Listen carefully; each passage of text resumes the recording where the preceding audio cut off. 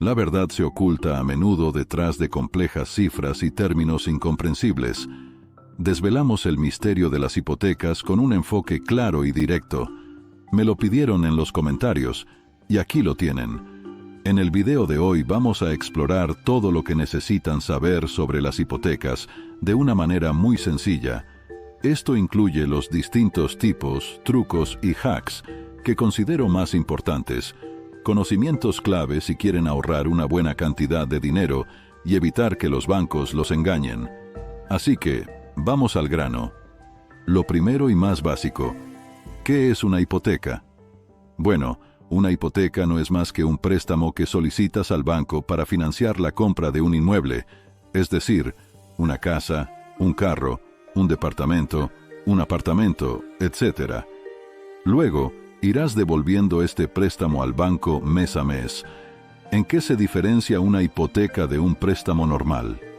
Pues bien, si en algún momento dejas de pagar el crédito y no le devuelves al banco el dinero que te prestó, en el caso de una hipoteca, el banco utiliza el inmueble como garantía de cobro, es decir, el banco se queda con la casa.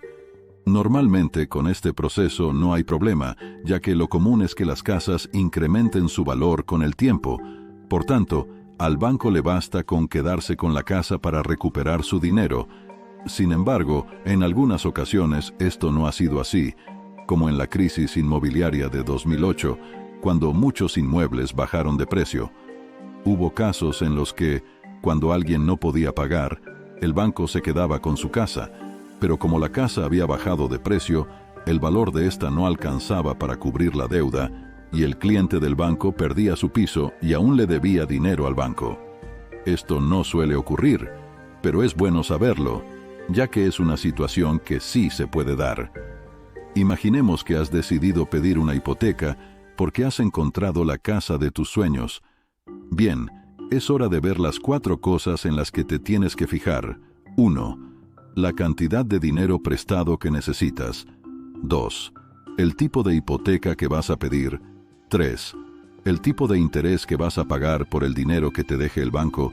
Y 4. El tiempo en el que devolverás tu préstamo. Para facilitar la explicación, tomemos como ejemplo una casa de $200,000, dólares o pesos, dependiendo de tu país. Ya tenemos la casa de $200,000, preciosa, con un jardincito, una piscina y una buena conexión a Internet para ver EduFinance.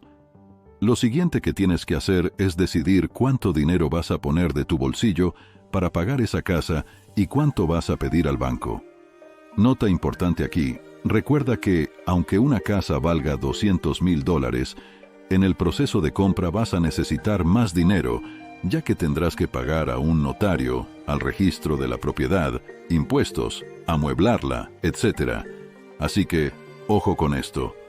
Al menos en América, y sin contar todas estas cosas que acabo de decir, lo mínimo que tendrás que poner es un 10% de esos $200,000. Aunque en promedio para la mayoría de los países es que tengas que poner al menos el 20%. Recuerda que, cuanto más dinero pongas de tu bolsillo, menos tendrás que pedir prestado, y por tanto, menos intereses tendrás que pagar. Por cierto, en algunos países de Latinoamérica hay un truco. Si un tasador te tasa por encima del precio al que tú la compras, el banco suele estar dispuesto a dejarte más dinero. Y otra curiosidad, imaginen hasta qué punto llegó la locura de la burbuja inmobiliaria que, en esos tiempos, como los precios de los inmuebles teóricamente siempre subían y nunca bajaban, los bancos dejaban el 100% del valor del inmueble e incluso algo más para que te pudieras comprar un coche o irte de vacaciones con la familia. Bien, decíamos que lo normal es que tengas que poner el 20% de lo que cueste tu piso. En nuestro ejemplo serían $40,000. Y aquí nos vamos al paso 2. Elegir bien el tipo de hipoteca que vas a pedir. Vamos a analizar los 3 tipos de hipoteca más frecuentes: las hipotecas de tipo fijo, las de tipo variable y las de tipo mixto. Para entender esto, tienes que saber que existe un tipo de interés oficial que ponen los bancos centrales, En el caso de América, los intereses en cada país están muy influenciados por la economía más grande del continente, la norteamericana, conocida como la Reserva Federal o la Fed. Este tipo de interés es el oficial al cual los bancos centrales prestan el dinero a los bancos comerciales, es decir, los bancos que ves en tu ciudad. Pero los bancos no solo piden prestado a los bancos centrales, también se suelen prestar dinero entre ellos. El tipo de interés medio al que se prestan dinero los bancos entre sí es el LIBOR, London Interbank Offered Rate, que es la referencia que se utiliza para determinar el interés de las hipotecas. En las hipotecas de tipo variable, el interés es el LIBOR más una cantidad determinada a la que se le llama diferencial. Por ejemplo, un diferencial podría ser el 1%, es decir, que si el LIBOR está al 1% anual, tú pagarás al banco el 1% del LIBOR más un 1% adicional. Ojo, porque el LIBOR varía cada día, así que tu hipoteca no será siempre la misma. Cuando el LIBOR baje, porque los tipos de interés bajen, pagarás menos, y cuando el LIBOR suba, porque los tipos de interés suban, pagarás más. Estas revisiones de tipo de interés se suelen hacer cada 6 o 12 meses, es decir, lo que tienes que pagar por intereses en tu hipoteca no cambia todos los días, sino una vez cada 6 o 12 meses. Otra opción son las hipotecas a tipo fijo.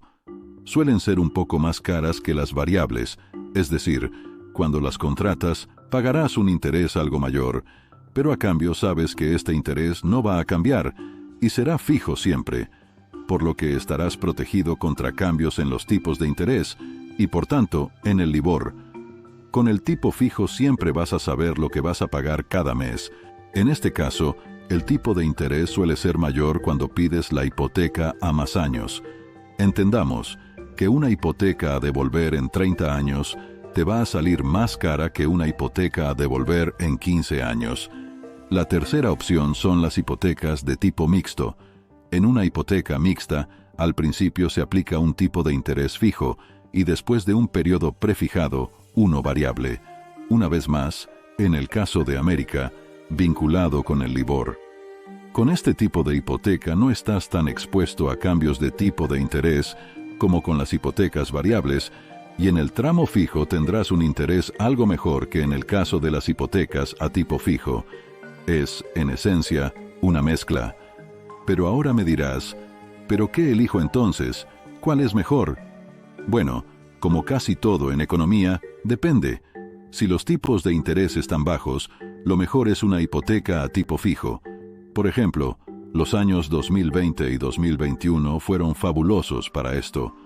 Si los tipos de interés están subiendo, pero hay previsiones de que puedan bajar en unos meses o en un periodo de hasta 2 años, una hipoteca mixta es más conveniente. Mientras que si están altos, pero en descenso, lo mejor es una hipoteca variable. Ojo aquí, también tenemos un truco. Si los tipos de interés son altos, podemos contratar una hipoteca variable y cuando bajen, volver al banco y negociar con ellos para pasarla a tipo fijo. Atención con esto. Bien, ya sabemos cuánto dinero necesitas y cómo van los tipos de hipoteca que puedes contratar, pero ¿qué tipo de interés te van a poner? Tanto si es fija como si es variable, eso lo vas a tener que negociar con tu banco. Lo que recomiendo es que preguntes en varios bancos o que utilices una web que compare hipotecas. Cada banco te hará una oferta diferente. Otra cosa que te vas a encontrar es que, en algunas ocasiones, el banco te va a ofrecer un descuento en el tipo de interés si contratas algún que otro servicio con ese banco, como un seguro de salud, un seguro de vida o el seguro del hogar. Pero haz tus cálculos, que a veces no compensa. También te puede rebajar algo si domicilias tu nómina o si contratas algún fondo de inversión con el banco. En fin, a más negocio para el banco, mejor tipo de interés para ti. Y ahora viene la última clave, el tiempo al que pidas tu hipoteca. Para esto, primero tienes que saber una cosa muy importante. Nuestras hipotecas generalmente siguen el llamado modelo francés. Esto significa que, al principio, La cuota mensual que se paga tiene más parte de intereses que de devolución de capital.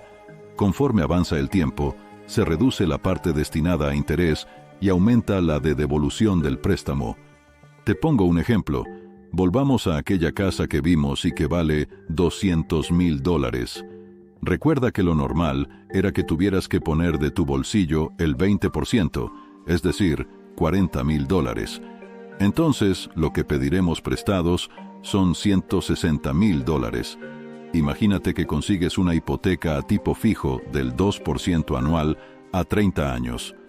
Pues bien, al final de esos 30 años, habrás pagado al banco $212,900 en cuotas mensuales de $591,39, pero según el sistema francés, en el primer mes pagarás $266,67 de intereses y $324,72 a capital del prestado, mientras que en el último mes, es decir, el 360, pagarás $0,98 de intereses y $590,41 al capital.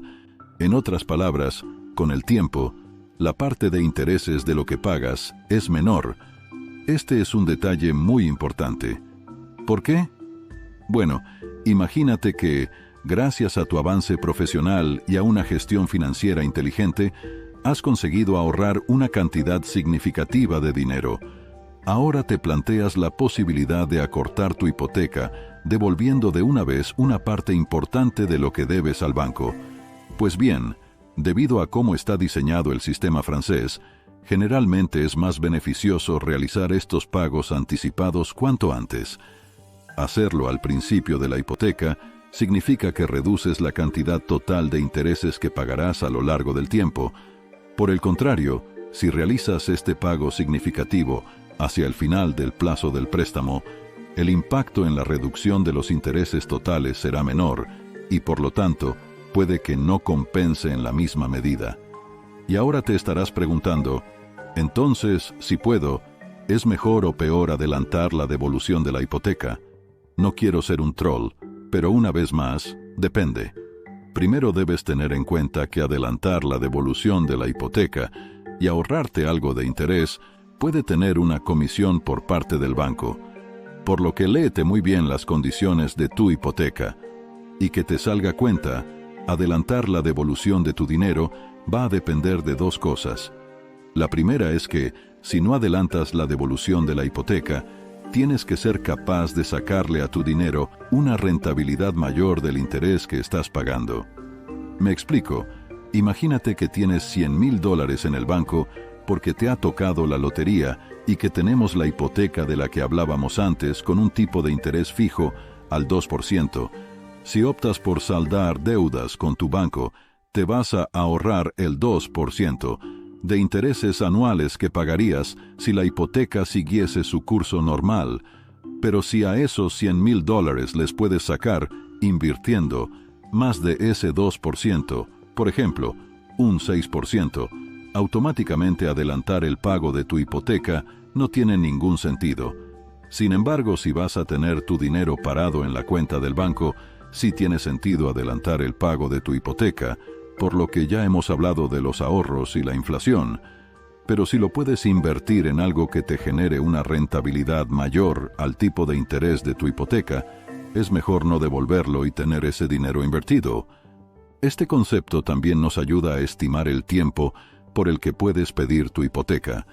Si eres capaz de sacar a tu dinero una rentabilidad mayor del tipo de interés, lo que te convendrá será pedir tu hipoteca al máximo de tiempo posible, que generalmente es de 30 años.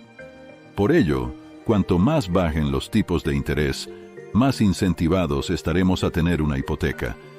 Y aquí es donde tenemos que considerar la última cosa que influye en si es conveniente o no pedir una hipoteca: la inflación, es decir, la subida de precios. Que suban los precios hace que el dinero valga menos, ya que, si los precios suben, con el mismo dinero vas a poder comprar menos bienes y servicios. Pues bien, si tienes el dinero parado en el banco, la inflación poco a poco va comiéndose tu poder adquisitivo. Pero si lo que tienes con el banco es una deuda, la cosa cambia, ya que cada vez tu deuda tendrá menos valor. En otras palabras, a medida que pasa el tiempo, los precios y tu salario van subiendo poco a poco, pero el importe de tu deuda no. Vamos con un ejemplo. Si tu tipo de interés es del 2% anual, pero la inflación ha subido un 3%, tú habrás ganado ese 1%, siempre y cuando tus ingresos hayan crecido al ritmo de la inflación. Además, el aumento de la inflación funciona igual que el interés compuesto, es decir, se va multiplicando exponencialmente. Si quieres entender esto mejor, tengo un video hablando del interés compuesto, y créeme que merece la pena verlo, ya que es la base de una buena salud financiera. Pero bueno, cuando estés pensando si te conviene devolver antes una hipoteca, no pienses solo en la rentabilidad que le sacarías a ese dinero, sino también suma el efecto de la inflación. Último ejemplo, y con esto acabamos el video. Volvamos a nuestra casa de $200,000, con nuestra hipoteca de $160,000. Volvemos a tener esos $100,000 que teníamos en el banco porque nos había tocado la lotería justo al pedir la hipoteca y nos estábamos preguntando si con ese dinero de la lotería deberíamos tapar el agujero de nuestra hipoteca o no. Recordemos que nuestra hipoteca la teníamos a un 2% fijo anual.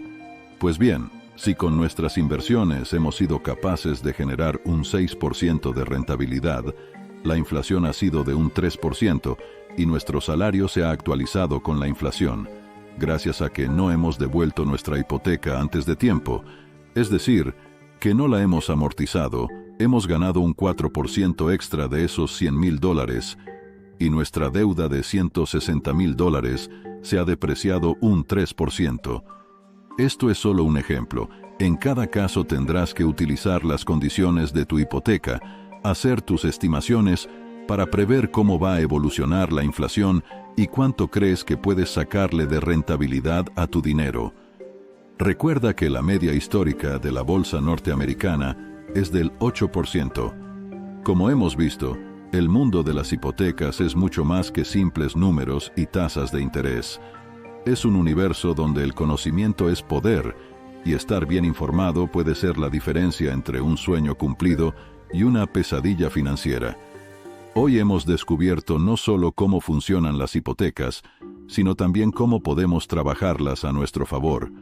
Con esta nueva perspectiva y el arsenal de información y estrategias que ahora posees, estás más preparado que nunca para enfrentarte al desafío de las hipotecas y salir victorioso. Recuerda, en el juego de las finanzas, el mayor triunfo es el conocimiento, y hoy has dado un gran paso hacia tu éxito financiero.